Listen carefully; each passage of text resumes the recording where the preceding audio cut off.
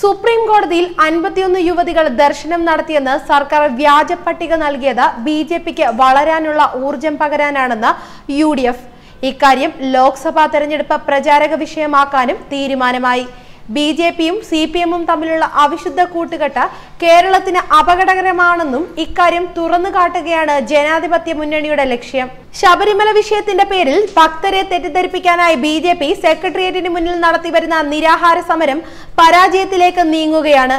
എങ്ങനെ സമരം അവസാനിപ്പിക്കുമെന്നറിയാതെ അവർ പ്രയാസപ്പെടുമ്പോൾ വ്യാജ പട്ടിക നൽകി സിപിഎം സർക്കാർ അവർക്ക് ഇന്ധനം നൽകിയെന്നാണ് UDF വിലയിരുത്തൽ.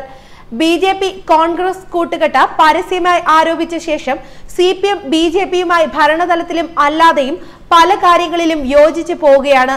ലാവ്ലിൻ കേസിൽ CBI സുപ്രീം കോടതിയിൽ അപ്പീൽ നൽകാൻ വൈകിയതും കതിരൂർ മനോജ് വധക്കേസിൽ കണ്ണൂർ ജില്ലാ സെക്രട്ടറി P. ജയരാജനെ CBIയുടെ വലയിൽ നിന്ന് രക്ഷിച്ചതും BJP RSS നേതാക്കളുടെ അറിവോടെയാണെന്നാണ് കോൺഗ്രസും മറ്റ് UDF ഘടകകക്ഷികളും ആരോപിക്കുന്നത്.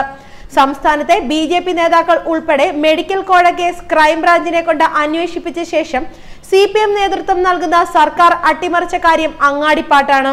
ഇക്കാര്യങ്ങൾ ഉൾപ്പെടെ ലോക്സഭാ തെരഞ്ഞെടുപ്പ് പ്രചാരണത്തിൽ UDF ചർച്ചയാക്കും. ശബരിമല വിഷയം 3 മാസത്തോളം നിലനിർത്തി സംഘർഷങ്ങളും ആക്രമണങ്ങളും നടത്തി BJP നേതാക്കളെയും പ്രവർത്തകരെയും സജ്ജമാക്കിയത് CPMും സർക്കാരുമാണ്. സർക്കാർ നിലപാട് മയപ്പെടുത്തിയിരുന്നെങ്കിൽ അനിഷ്ട സംഭവങ്ങൾ ഒഴിവാക്കാമായിരുന്നു. BJP ദുർബലമാകുന്ന വേളയിലെല്ലാം CPM അവരെ സഹായിക്കാൻ ഓരോ പ്രശ്നങ്ങൾ സൃഷ്ടിക്കും. അയ്യപ്പ ജ്യോതി തെളിയിച്ചിട്ടും വേണ്ടത്ര ജനപങ്കാളിത്തം ഇല്ലാതിരുന്ന BJPക്ക് വീണ്ടും അക്രമം നടത്താനാണ് ശബരിമലയിൽ യുവതികളെ കയറ്റിയത്, അതും സ്റ്റാഫ് ഗേറ്റിലൂടെ. തുടർന്നാണ് ഹർത്താൽ നടത്തിയും അതിന്റെ മറവിൽ BJP RSS പ്രവർത്തകർ കേരളം മുഴുവനും അക്രമം അഴിച്ചുവിട്ടതും. ഇക്കാര്യങ്ങൾ ജനങ്ങൾക്ക് അറിയാമെന്ന വിലയിരുത്തലാണ് UDF. BJPയെ പ്രകോപിപ്പിച്ച് പ്രശ്നങ്ങൾ സൃഷ്ടിക്കുകയും അതുവഴി ഹിന്ദു വികാരം ആളിപ്പടർത്തുകയുമാണ് CPM ലക്ഷ്യം.